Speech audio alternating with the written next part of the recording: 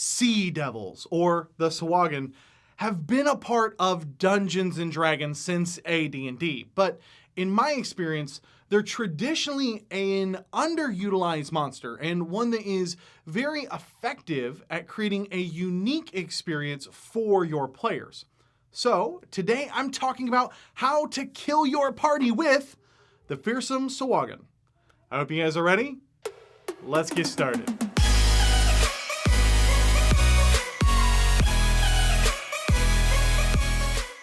Welcome, adventurers. What's going on, guys? My name is Cody, and this is Taking 20, a channel about all things role-playing games. And today, of course, we're talking about the Sahuagin, or as it's properly pronounced, the Sahuagin. Sahuagin. Frankly, I hate pronouncing it that way, so for the rest of this video, I'll just be referring to it as the former. Let's start off by taking a look at the Sahuagin to get a better understanding about really what they are at their core. First off, Sahuagin are monstrous. Truly, these creatures are deserving of their nickname Sea Devils. Sahuagin are ruthless killers and fierce warriors that hunt for sport as much as they do for food. Yes, you heard that right. When the Sahuagin come for you in a raid, they expect a feast afterwards, and as such, you will receive no quarter. Sahuagin are cannibalistic. Even amongst themselves, the Sahuagin have no compassion. The way of life for the Sahuagin is cruel and brutal. A Sahuagin injured or crippled in combat is more likely to be torn apart in a frenzy by their kin than healed or aided by any Sahuagin Priestess. And any imperfect Sahuagin hatchlings are also subjected to this fate. And I think this gives us a great perspective into how they think. Only the strongest and purest of specimens survive, akin sort of to the practice of exposure in ancient Greece or Rome. Sahuagin are surprisingly intelligent. Sahuagin are by no means your run-of-the-mill dumb humanoid, and you can see this reflected in their stat blocks, with intelligence scores of 12 for your average Sahuagin, 12 for the Sahuagin Priestess, and a whopping 14 intelligence for the Sahuagin Baron. The odds are that these Sahuagin could be more cunning than 3/4 of an adventuring party, something that we as dungeon masters should definitely take into consideration when we are planning out an encounter. This is something that we touched on in our Kill Your Party with Orcs video, but now we're talking about taking it even a step up from there. Whereas the 7 intelligence standard orc might rely on an orc war chief or orog to direct it and command it, a 12 intelligence standard Sahuagin is more than capable of assessing the dangers and strategizing in the heat of battle. Sahuagin loathe sea elves. If the two races encounter one another, you can expect a bloody and violent conflict to erupt. And oftentimes this conflict will sweep up anyone nearby. Without the interference of sea elves, it's very likely that the Sahuagin would outright rule the oceans and seas with really no one capable of keeping them in check. And the Sahuagin despise the sea elves so much that on occasion, a Sahuagin born near enough to a sea elf community might be born as a Malenti, a Sahuagin that literally looks like a sea elf, which makes them the perfect aquatic soldier for infiltrating the ranks of a sea elf community while putting their cunning to use. And based on all of the information we have about this conflict, we're really given a wide berth as dungeon masters to really be creative with the true reason for this phenomenon. So feel free to really play this up when designing a campaign based around Sahuagin. Sahuagin never stop growing. I don't know why, but I thought that this was a really interesting fact about them, and it explains why the Sahuagin Barons are actually large-sized instead of medium-sized. And this could also be really interesting if you want to come up with a Sahuagin city where the Baron has become huge-sized instead, which of course has allowed his personal guard to have room to expand and grow to large sizes without challenging him for rule directly. So if you're really into monster building and you have a higher level party, go nuts. Personally, I would give him another set of arms to increase his action economy a little bit further. Sahuagin are indeed religious. Sahuagin worship the shark god Sokola, and as such, they have an affinity for sharks. This is where priestesses draw their power from, and it's where the Sahuagin get their blood frenzy ability from as well. Also, this connection allows them to issue simple commands to sharks, and is why no Sahuagin temple is complete without a few sharks around as pets. Okay, let's talk a bit about using the Sahuagin in our games. But first, I want to give a huge thank you to my sponsor, Miniature Market. If you guys have been following my channel for a while, you'll know that I love shopping at Miniature Market. And if you follow me on Twitter, you'll have seen a copy of an order I just made this week for some Starfinder pawns, which I'm really excited about. So when I say that I personally use them and that I recommend them to gamers, it is absolutely 100% the truth. Their prices are amazing, and they carry pretty much everything that you could want. So just go check out Miniature Market and thank me later. Okay, let's talk about using the Sahuagin in our campaign. And in order to do that, the first thing that we should look at is underwater combat. So let's get a quick reminder of how underwater combat works specifically in Dungeons & Dragons 5th edition, though the concepts and tweaks that I'm going to talk about here in just a moment could really be applied to any system, whether that's Pathfinder, Starfinder, Warhammer, whatever you're playing. Number one is any melee attacks made by a creature without a swim speed has disadvantage, excluding daggers, javelins, short swords, spears, or tridents. Basically, things that could do piercing damage, but again, not all of them, i.e. rapier is not on this list. Number two, likewise, ranged weapons are also used at a disadvantage, and their range is limited severely, excluding crossbows, nets, and javelins, spears, etc. And finally, number three, creatures underwater have resistance to fire damage, but not immunity. So when we're getting ready to create underwater encounters, I highly recommend that you review how it works and tell the players how it works. Nothing is worse than having a player feel cheated and unprepared because they didn't really understand a few combat rules.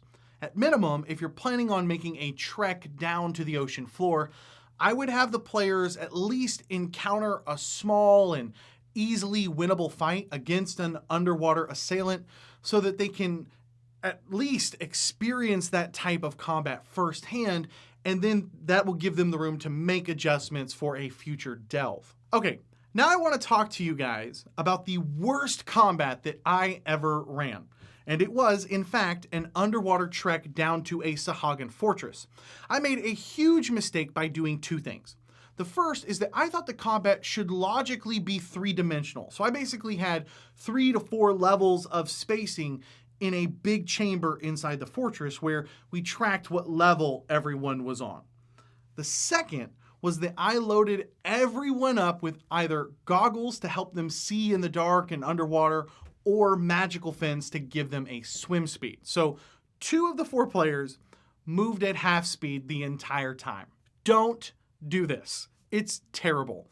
My mistake was thinking that the grind of the underwater combat would be challenging for a group that had sort of fallen into a rhythm mechanically when it came to combat, and that by creating such a difficult delve that would make the combats more intense and thus more satisfying and fun when they overcame them. Yeah, I was definitely wrong. Please don't do this. This was the worst slog that I have ever been in, and so I'm telling you guys, please learn from my mistakes. If you want to have your characters engage in underwater combat, I recommend that you just keep things simple and give them a chance to equip themselves properly. Keep combat two-dimensional. And give your players a ring of swimming, okay? Having your barbarian move at half speed for the entire night is no fun for anyone, trust me. But that doesn't mean that combat has to feel the same. This is our chance to have our players attuned to new items to help them breathe underwater and give them a swim speed.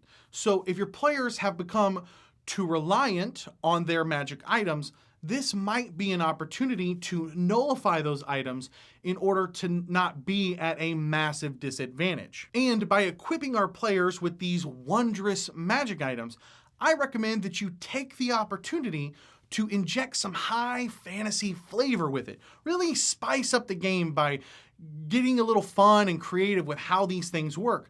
Give them the Harry Potter gills or magic bubble floating around their heads whenever they attune to these items. Load them up with fantastic goggles that work like a fisheye when they don them underwater. Just really go nuts and have fun with it. And don't forget to keep your party's composition in mind when delving into the ocean. If you have a sorcerer that relies on twinned fireballs, they're going to be at a massive disadvantage. So perhaps you want to give them a chance to equip a wand that will better serve them in a fight. If your druid's go-to spell is Entangle, they're not going to find it terribly effective underwater. And same goes for your bard's magically enhanced loot. By introducing underwater encounters to our players in a way that is still fast-paced and easy to participate in, we have a chance to mix up the monotony of combat without bogging down the game. Now, let's dive into the Sahuagin a little bit. In my opinion, these guys make great secondary antagonists, especially if you want to give them a small 2 to 3 session arc without turning the focus of your campaign completely on the Sahuagin. I think that the Sahuagin fit really nicely into a story where the players might be in the middle of travel or headed to a coastal region for the main storyline, and now as a backdrop, there is so much Sahuagin activity that they basically force themselves as a conflict into the player's path. A raid out of nowhere on a ship carrying the players just as it sees the port up ahead could be a great way to introduce them. Like a street magician, you could have your players looking at one hand while you pick their pocket with the other. And Gary Gygax gave us some great information about the Sahuagin, where on occasion they take prisoners back to their underwater strongholds where they do in fact have air-filled chambers in order to torment them or force them to fight in gladiator-like conditions for sport. So this could be another fantastic way to really put a fresh spin on the old trope of you wake up as captives.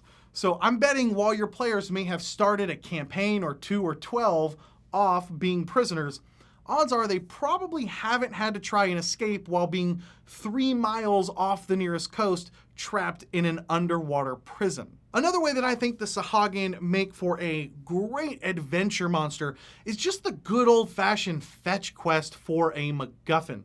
This is a solid way to introduce them into a campaign by having a guild simply hire out the party to retrieve something of value lost at sea. Perhaps a vessel transporting a magic artifact was raided near the coastline, and now it's up to the players to go off and retrieve it.